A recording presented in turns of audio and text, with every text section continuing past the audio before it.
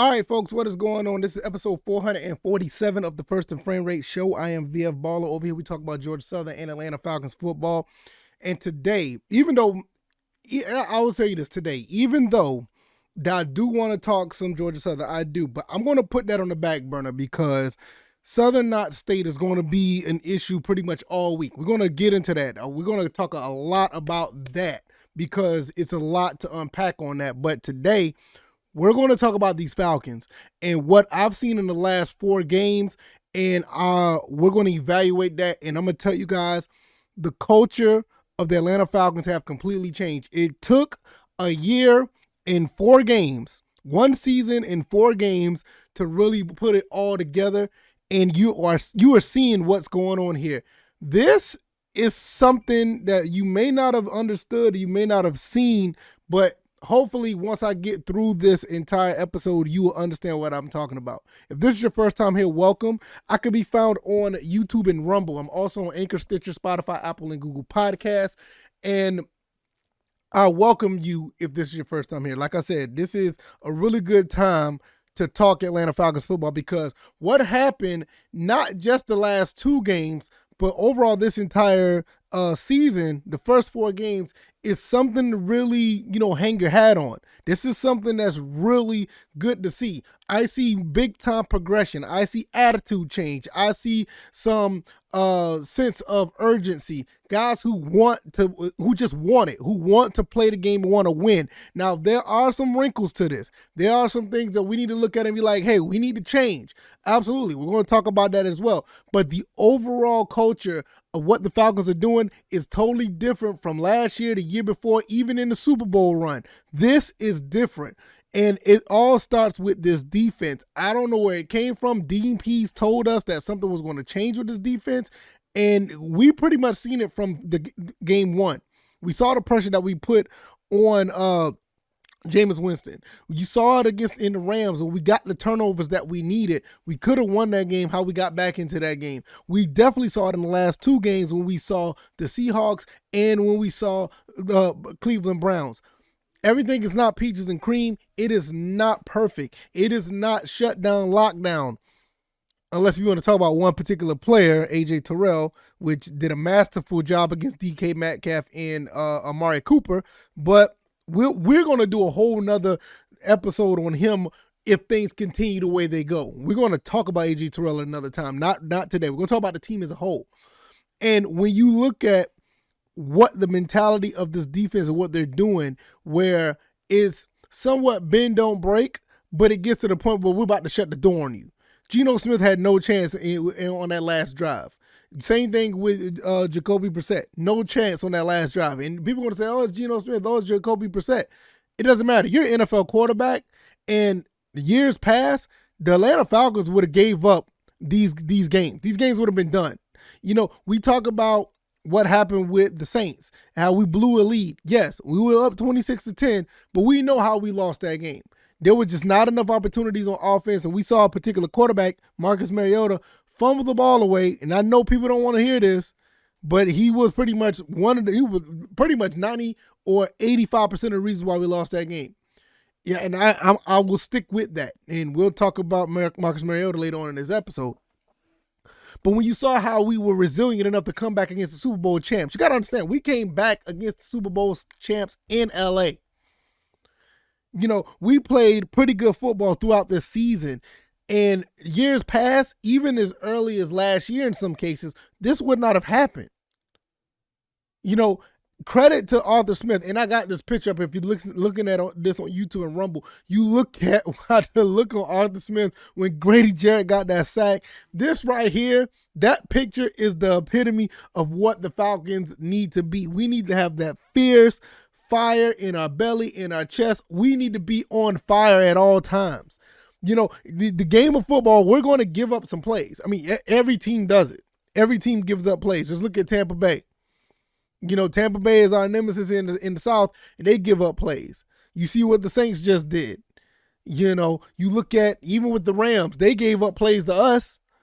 We literally was one quarterback decision away of possibly winning that game. So don't, and you know, our fan base at Georgia Southern does this too. They get really, really perturbed at what the defense does. And I get it. You know, some things you look at like, oh my God, how did the defense give up a play like that? But you also have to understand, college always catered to offense. And the NFL it's been like that for, I would say, the past 10 years now, maybe 8-7 years. It's catered to the offense. This defense, all defense is going to give up something. You just, case in point, the Ravens just blew a 20-3 lead. Appalachian State just gave up a 28-3 lead last week. So it's going to happen. The main thing is, just like I talked about in the last game when we played against the Seahawks, you got to make a play when it happens. When it's time to make a play. These are things that happen with Grady Jarrett and D. Alford. You don't coach that stuff. You just got to have that in you. You see it on Twitter all the time. Oh, they got that dog in them. Exactly. Arthur Smith gets people in place. He puts people in place to have a situation where they have the ability to make plays when it happens. Those things you don't coach. You just got to have that instinct. You got to have that ability. You just got to have that talent. Grady Jarrett's been that dude ever since he came from Clemson. He's been that guy. And he made a play not only in this game, but the last game. Richie Grant stepped up. You don't coach that. You just get those type of players on your team. D. Alford, beautiful interception at the end of this game. You don't coach that. You just put those players in position. The main thing is, what do you coach? You try to coach your philosophy in, 53, in some cases 90 players. And you try to coach that philosophy in those players as well as you can. But at the end of the day, when push comes to shove, you gotta have guys who are about that culture and about that lifestyle to make plays when it happens. And this is what you've seen pretty much, honestly, all season. Now, we do have some players that ain't about that life. And I'm sick of seeing him. I'm not going to lie to you. I like Marcus Mariota. I think he's a nice guy. I think he's done very well trying to get this team back to where it is. But he's fell short on what Arthur Smith and the rest of this team is trying to do. You got guys like Drake London. You got guys like Kyle Pitts. You got guys like Cordell Patterson, Tyler Algier. And look at Caleb Huntley. You got guys out here who want it, and I'm sorry, I just don't see it. Marcus Mariota don't seem like he fits that mentality that the rest of this team is doing. I don't see that dog mentality in Marcus Mariota. Not to say he can't have it. I'm not saying that is not in him. I just don't see it. And this is something that needs to continue to show from everyone, not just, the defense, or not just parts of the offense. You got a guy who's touching the ball every time they snap the ball.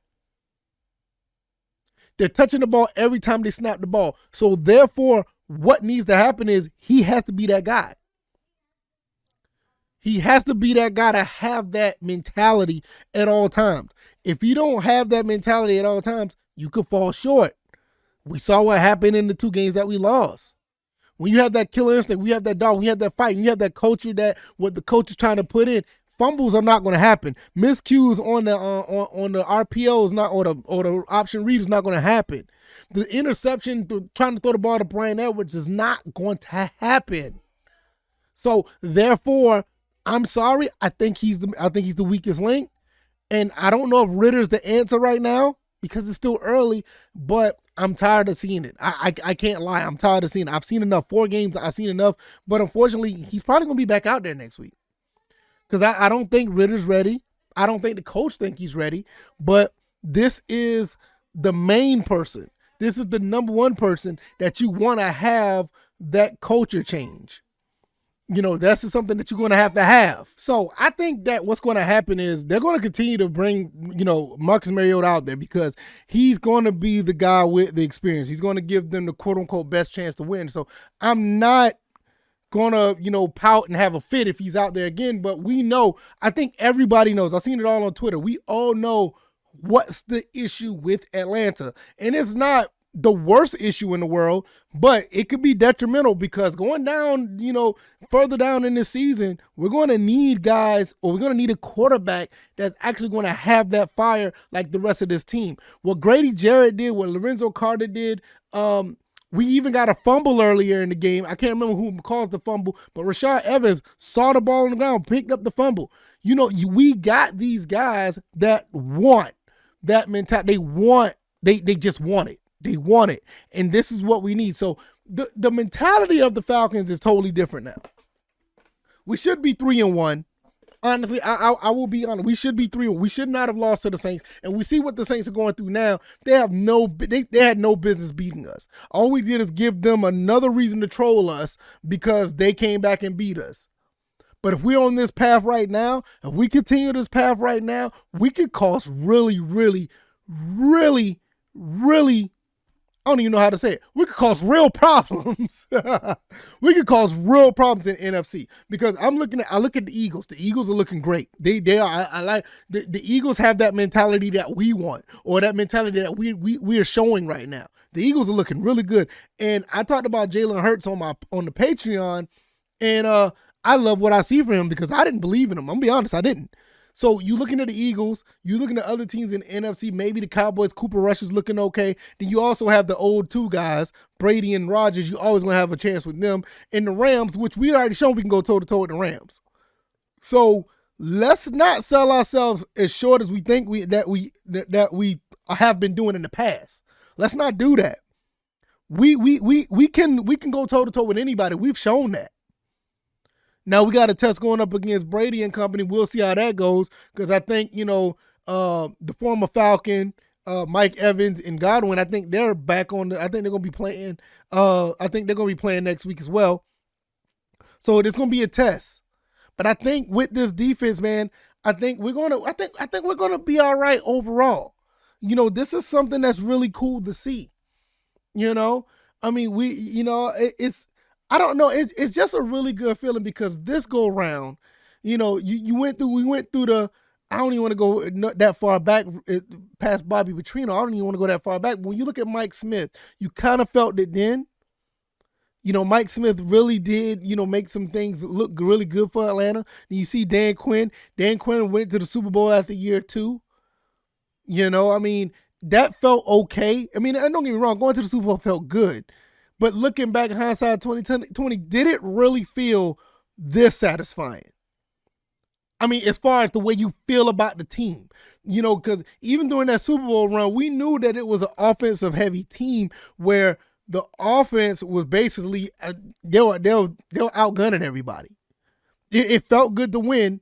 The way we handled the Packers in the NFC Championship game, that was phenomenal. I loved it.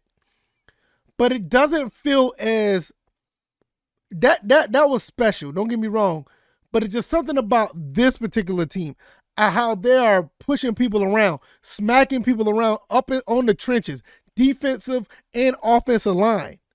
The way they're pushing guys around in the trenches, the way that the secondary, AJ Terrell is finally getting his bearings back and lock down 2 pretty good receivers. DK Metcalf, and I don't even know what DK Metcalf had, but I think Amari Cooper had like 1 catch for 9 yards or something like that. I mean, come on, man. When you look at this running game where you see guys coming out of nowhere, Caleb Huntley, Tyler Algier, starting to put pressure on that front 7. You saw what Cordell Patterson did last week, running around, jumping over Seahawks. You saw what Drake London and Kyle Pitts have been doing catching the ball. When it was being criticized at one point, and Arthur Smith turned it around, and you see how things are going. Special teams. You saw where Anderson got the block punt. On all phases, it's not perfect. On all phases, it's not where we wanted to be. But on all phases, we're looking really good. I'm to the point now, even at 2-2, knowing good and well we should have been 3-1 and probably got a case for 4-0. I think the Falcons are on their way to doing something really nice. And I'm gonna tell you before I get out of here, because I'm gonna go ahead and close this out. If the quarterback play gets even slightly better, or if it turns up a couple of notches, nobody's gonna want to look at this team. And I'm dead serious on that. Nobody's gonna look.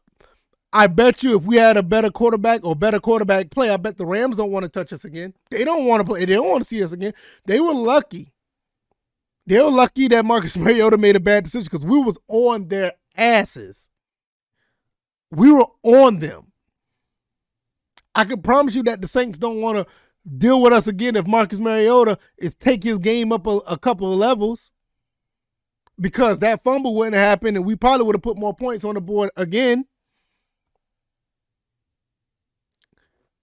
Embrace it. Enjoy it. Hopefully the Falcons could build on this. The culture has changed. We need to change along with it. I love what I'm seeing. And this is a culture change where I feel that it's going to get better. This is not a fluke. When you look at 4 games now, you see what the problems are, and they need to be addressed. Either better quarterback play or another quarterback. And I think that, and with that being said, I think that the Falcons could make some noise. Now, we're going against Tampa Bay. I would not be surprised if we lose that game because it's Tampa Bay and we know what we're up against. But if we're going down, we need to go down swinging. I want us to go down playing like how we played the last few games. I want us to go down swinging like we played the last, the beginning throughout this entire season. Because after 4 games, you have a picture of what you have on this team. You have, you got to look at what you have. You know what you have after 4 games. So I don't think this is a fluke. I think this is something that's going to continue to build. And hopefully we'll continue to see it, and hopefully we'll continue to watch it get better. Only time to tell, man. One game at a time. We'll see them again later on this week. And we're going to talk about them more throughout the week, as well as the Georgia Southern State rivalry coming up. So we'll get into all that. If you enjoy this content, the like button, share this podcast, subscribe to the channel if you haven't already. Man, what you got to say, the culture has changed. I think it really has. I think it got really, really good. And this is something that we really need to take and embrace. We know what the problems are, and hopefully they'll be addressed in some form or fashion. Other than that, I'm happy with what I see. At 2-2, could have been 3-1, should have been 4-0. I'm not mad at none of this. I can be found on Anchor, Stitcher, Spotify, Apple, and Google Podcasts if you want to listen to the podcast any way of your liking. I'm also on YouTube and Rumble if you want to watch the visual side of this. I am out of here. Enjoy the rest of your Monday. Hang your hat on something, man. This is a good look for the Falcons. Enjoy it. Hopefully it gets better. All right, y'all. I'm getting out of here. You guys take it easy. You guys be blessed. Peace.